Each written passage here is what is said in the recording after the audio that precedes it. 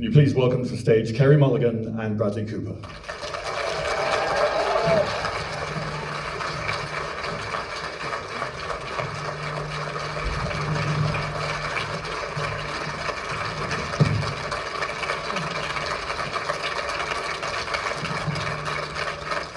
Welcome.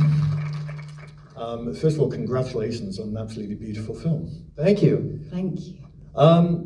I'm going to go back to the very beginning, and the opening quote: "A work of art does not answer questions, it provokes them." Thinking about this film, the subject matter, and what you both explore in it, it's fascinating because Leonard Bernstein's life is in itself a work of art. And if anyone's read any details, biographical details about his life, or one of the biographies written about him, a single week in his life could make a couple of films. Obviously, you have this central relationship within the narrative, but how did you pass all the other information out and create this cogent, decades-long film? That's a really good question, and it was a lot to sort of try to figure out. I think that, and I'm sure that there are many other great versions of a film about him that I did not make, that I apologize. But in the end, I can only really do what speaks to me. And if I can come at it from an honest place and a truthful place and a place of love, then the hope is that then I have a shot at it connecting with you. And to me, this relationship between the two of them was just endlessly fascinating. And you're right, he did live his life as a work of art, filled with all of the beautiful complications. And it really became clear that maybe there was an opportunity to make the film itself a creation that reflects him. The actual film, the movie, the rhythm of the movie, the whole thing. I thought that was the sort of best way I felt like I could serve him and what he gave to us. It didn't feel to me that he could fit into the confines of a sort of a structured biographical film. And then to find what could be that anchor to weave this sort of musical rhythm of his life, and that was this relationship, starting with the fact of having Carey Mulligan, who's the most incredible actor that I got to work with ever, and that she was able to make this music the way Felicia spoke, and we were able to write dialogue based on the way that they really spoke. There are all these incredible audio tapes that we were privy to from John Gruen, who went on a summer trip with them in Ancedonia in 1967, and you recorded all of these sort of very relaxed chats that they would have, and the rhythm with which they spoke, the melody was so infectious. And that was the beginning of the inspiration that, oh, this is something here that we can latch on to. And then in the end, Lenny was so complicated, and to me, somehow in this one person's life reflected so many of the complications that all of us go through. And I thought if we could capture that and capture it to his music, the gift that he gave us musically, maybe we have a chance at making something special. But this is what's so lovely about the film. Yes, you have this extraordinary snapshot of his life, but it plays out within this tapestry of two interwoven lives. I'm just curious, Carey, when you first received the script, your response to it, and your thoughts about Felicia and playing the role. Well, it was, it's quite loud. It wasn't really, it didn't start with a script. There was no script. It started with Bradley, really, and it started with him asking me to kind of make a film with him about these two people, about this marriage, and seeing his work as a director and wanting to work with him as a director, and also having always wanted to work with him as an actor, because I think he's extraordinary. And so the idea of getting to act with him and also get to be part of the next thing that he did after A Star Is Born, which was so phenomenal, I loved so much. And I didn't really know anything about Leonard Bernstein and nothing about her. So it was learning about them and their relationship, and like Bradley said, listening to these recordings of them speaking particularly when they were interviewed together, like not even interviewed, there's an amazing recording of them sitting at a dinner table in Italy, and John Gruen, the journalist, the writer, has just put a recording thing in the middle of the table, and they're telling the story of the night before they got married, and just the way that they tell this story, anyone here would want to be at that dinner table listening to them talk. And so the more I learned about them and their relationship, and the more I fell in love with it. And then Bradley would literally send me screenshots of scenes he was writing as the script was being written. So I got to be in it from, watch them putting this amazing story together. And then the discussions you had once the script was in place and you were pressing ahead with the production, of working out how you would play these two characters over a period of decades. Is that something that obviously you have these recordings and these are lives lived very much in the spotlight, but it's capturing the nuances of those two characters and their relationship. And there was a huge opportunity there because we were able to then explore those different decades in terms of production value, wardrobe change, changes in culture, all of those things, and how that impacted them all through just their behavior and the way they looked. And then we have all of this primaries, like her hair color changed, his voice lowered an octave as he grew older due to, he had a deviated septum, and he was a chain smoker and drinker. And yeah, so that was kind of an incredible phenomenon of someone's voice to change that drastically. So that was something that we knew we would have to work on quite early in order to be able to have that be an organic part of the movie. And in terms of, I know it's not always a pleasant thing to talk about process, but thinking about the psychology of these characters and the way that interacts with their physical transformation, can you talk about the roles that you created as you knew you were sort of having this complete sort of physical makeover over time? I mean, again, we had an incredible team of artists who were always thinking to story, and every piece of wardrobe, the fact that he grows a beard, all of these things, all are to story. So we were able to take these sort of snapshots of them as they grew older, and hopefully you felt that it was all concise to where they were in their relationship and how they were grappling with themselves internally based on how they look, how their actions, what they're wearing, and their dwelling, how that evolved. I went from, and the house itself that we actually were able to shoot in one of their homes that the children still live in Fairfield, and to see that home in black and white and then in color, and then also the Dakota apartment that they lived in, how that sort of, we talked to Kevin Thompson, the production designer, and we always spoke about, how the composition of the frame could impact the story based on many things. So that was really exciting to see it all like that. And because of this relationship, we were able to do it because it spanned, 5 decades. I want to come to the Bernstein family in a moment, but I'd just like to stay with the first time we see you, because it touches on something that attracted me so much to the film. It's one of the best introductions I've seen any director give a star in a very, very long time. We have the extraordinary music, the bus arriving, this glistening black and white, this beautiful monochrome. And then there's just this shot, you come into the light and just that subtle movement of the camera towards you. And I thought, wow, I'm actually watching a present day classical Hollywood film being made. This is how stars were shot in the past.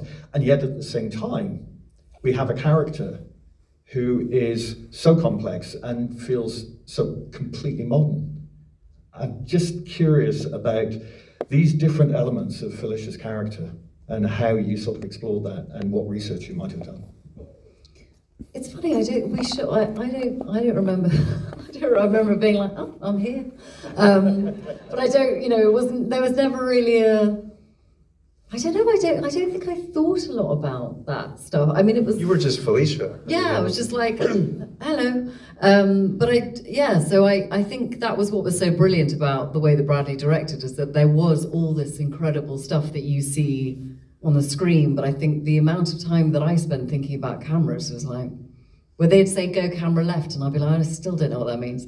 But it wasn't something that I thought a lot about, and I think that's a gift when you can make that feel like that's all just taken care of, and I would just show up. She says that, but like, you know, that was actually a very specific thing she had to do. She had to walk that huge distance in one shot and stop at exactly the right place. So you say that, but you're like, you know, it's incredible how specific she can be technically. We've been doing it, and it was one of the last things that we did, so we've been doing it for a while, so you do, you know. But in terms of her, there was so much, there was so many amazing recordings of her. There's so many letters, all of her letters to Lenny are in a book. Well, all of his correspondence is in there, but all of her love letters and her letters when he was away, and you know, so that's over years and years and years, and you can see recording, you can see, you know, the Edward R. Murrow interview that's in the film. You can watch that. Anyone can watch that.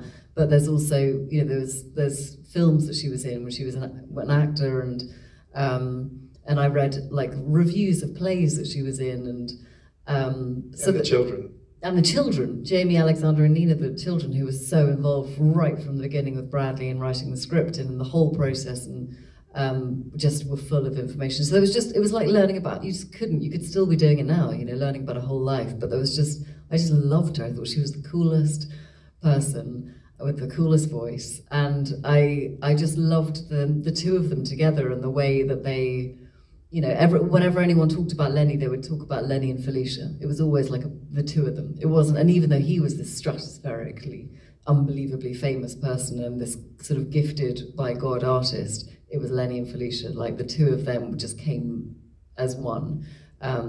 So I just loved it. I couldn't have enjoyed more learning about her and trying to sort of get the essence of who she was.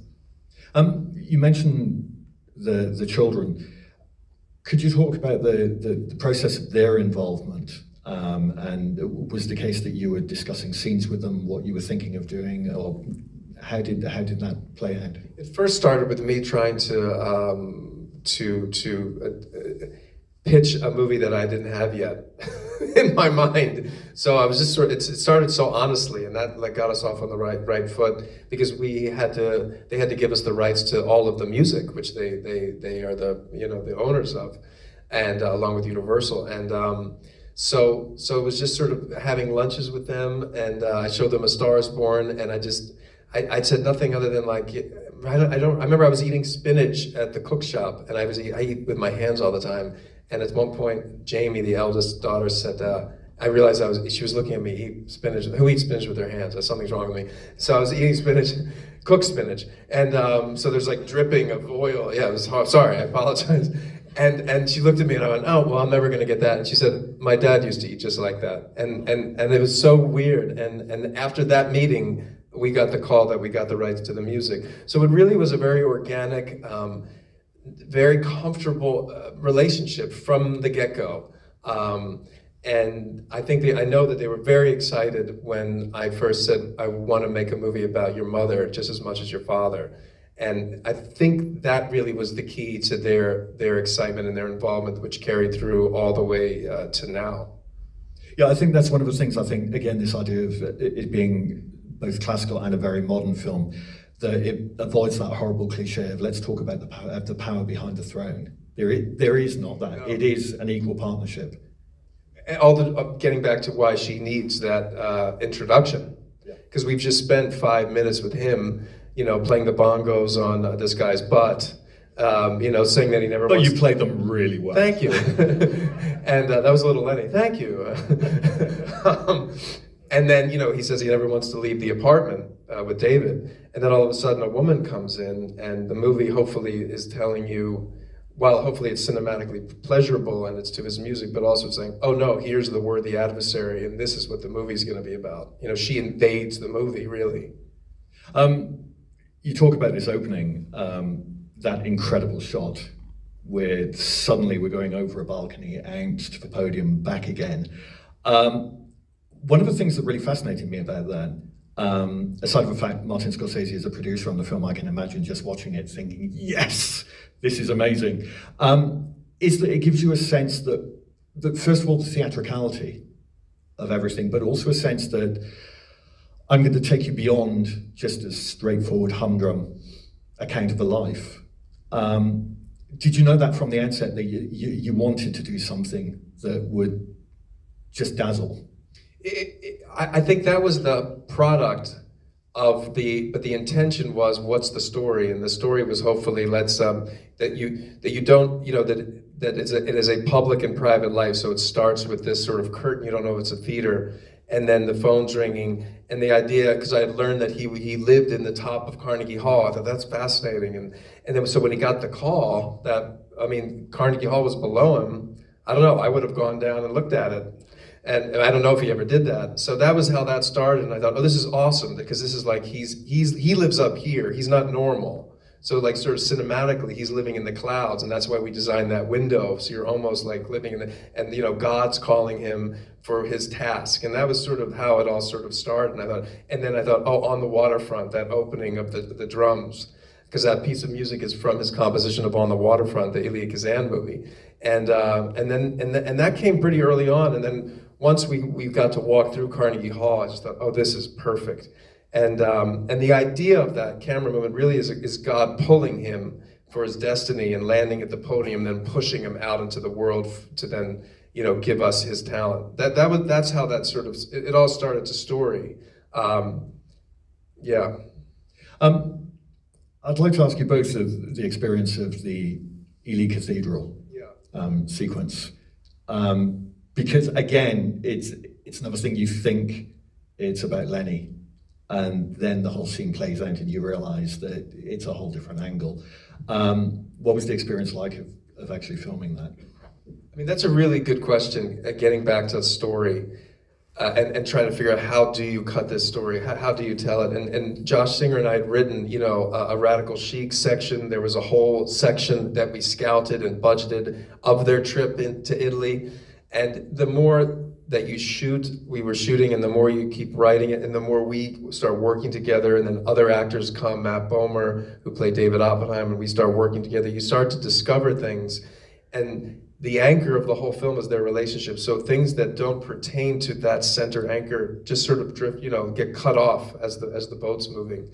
I totally got lost in what I was saying, but I don't know, what was the question? Cathedral. Oh yeah, Ely Cathedral. So there's an example. It's like, we were all sort of, we knew we were going to shoot there because there's this incredible recording from 1973 that's on YouTube. It was one of the first things that I had come across in research, and I thought and that was the most incredible piece of music. I had never heard that music before. So we knew early on we were going to shoot there. I traveled to Ely like maybe 6 times in the 4 years, and but I hadn't really figured out what the scene was about, other than showing you that he's like a master. And then once we realized, oh no, the scene, what's the story of the movie? It's their relationship, and the scene is about her coming to him and seeing, and along with her seeing it, we're seeing it, that there is no hate in his heart. Because of course, why would she have dedicated her life to somebody who was like that? And then once we understood, or I understood what the scene was about, then we could create a shot that served it. And again, it's all goes back to like, what is the story? And if you're not serving it, you're kind of just, you're doing something that has nothing to do with the purpose. But within this, and again, it's this thing, these interwoven lives, but 2 very different people. Lenny is outrageous, verbally, physically. And then Felicia in this scene and subsequent scenes, she's this stillness. I was just wondering, but it's not as though you have less lines later on, but your presence is so quiet and yet very, very powerful. Could you talk about filming those scenes? When she's ill? As we move from Ely into the later stages of the film. Yeah, it was, that stuff was all very sensitive. I think it's whenever you're doing something like that that's touched so many people, and I had on our set people who had lost people who had had cancer. This was, some of the detail of this was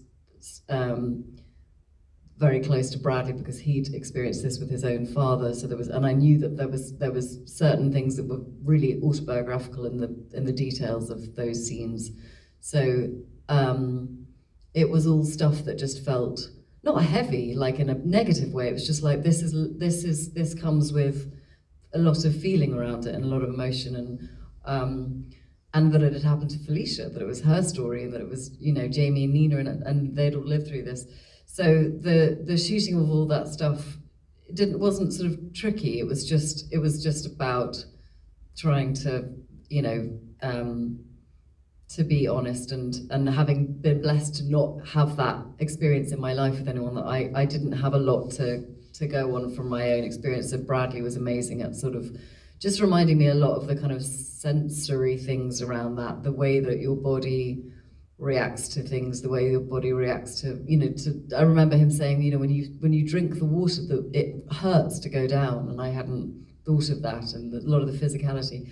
But I think it was, yeah, I think it was the thing that was important to me was that this sense of, you know, Felicia was always someone who was she was impeccable, always, and that she'd never, and that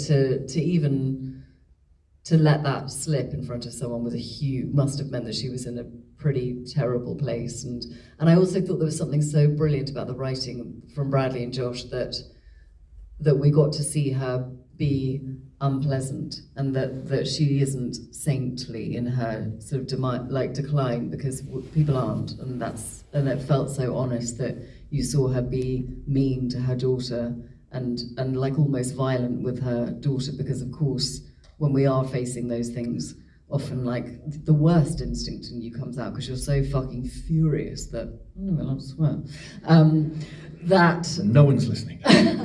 That you're so furious that this is happening, and so of course anger comes out, and I hadn't seen that much in stories about this stuff. Often we want to paint these characters who are going through this stuff as being sort of, yeah, just sort of like glowing, and I thought like, no, it's horrible and it's rubbish, and so they'd written those scenes so thoughtfully and with such emotional instinct. So it was one of those weird things as well, where you're like, this is horrible, but I'm really enjoying acting this, you know, in an odd way. But yeah, it was a very, and it was the week where I just thought, and I thought this every week, but our crew just phenomenal, just the most phenomenal crew.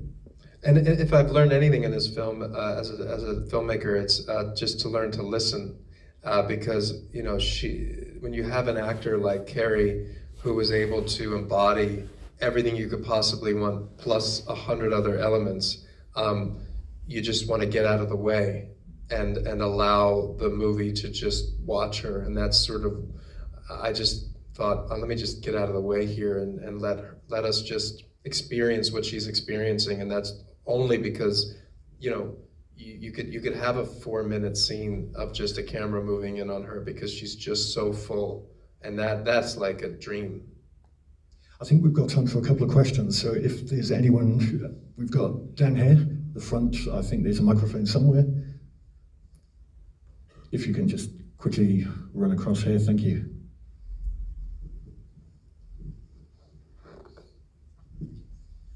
Thank you for a wonderful film.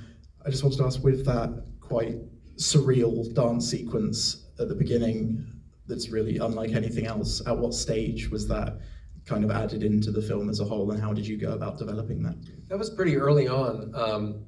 It was clear that, again, in terms of looking at the film as the whole film itself being representative of his gift to us musically, there was one pillar of it being the classical conducting, which was Mahler, and then another pillar of it being his musical theatrical gift to us. And we thought, oh, maybe we can, but again, it has to be to story. So what a wonderful way of sort of having a journey of their story through Fancy Free and On the Town. You know, and it's a sort of, she wants to learn about this part of his life, and in learning about this life, she's going to get a sort of keyhole view of what's going to happen. So we kind of play their relationship out in that sequence. And rather than doing like a montage or her discovering, maybe he's fluid or all this, just do it all through dance. And Fancy Free is sort of interesting anyway. And then, so that's how that happened. And then also the sort of public, performative, private aspect of it, and I just wanted to dance. I did actually wonder if there'd been an uptake in admissions to the US Navy following people watching that sequence, thinking, that's the life for me. I think we'll go for the person next to you. Hello. I just wanted to say, first of all, congratulations on the Oscar nominations earlier this week. It's amazing. My question is, considering the cathedral scene, was it difficult for you specifically because you're not only directing the scene and composing, you're also staying in character as Lenny? Was it difficult, or was it much easier doing the scene at staying in character and also composing? Conducting. Yeah, I think that it's funny because I didn't feel like it was ever difficult to stay in the mode of Lenny and direct. But I know that I felt a lot of pressure on myself because I love that video of him conducting that piece, and all I get from that is joy. You just see the ecstasy that he has. So I was so desperate to hope to somehow channel that joy. And I was so that's what I was sort of really hoping. And so it was such a specific shot, and there were so many, and we're recording it live, but I kept thinking, like, be free enough so that the joy can come through, so that we understand why she's looking at him and why she says there's no hate in your heart. Because if that joy doesn't come through, then when she says that, if I'm the audience, what's she talking about? You know, like it all doesn't work. It only works if we see the joy, if you just saw the joy. And so I definitely felt pressure because I thought, how the F am I gonna, at least try to keep time and have joy without, falling apart out of fear.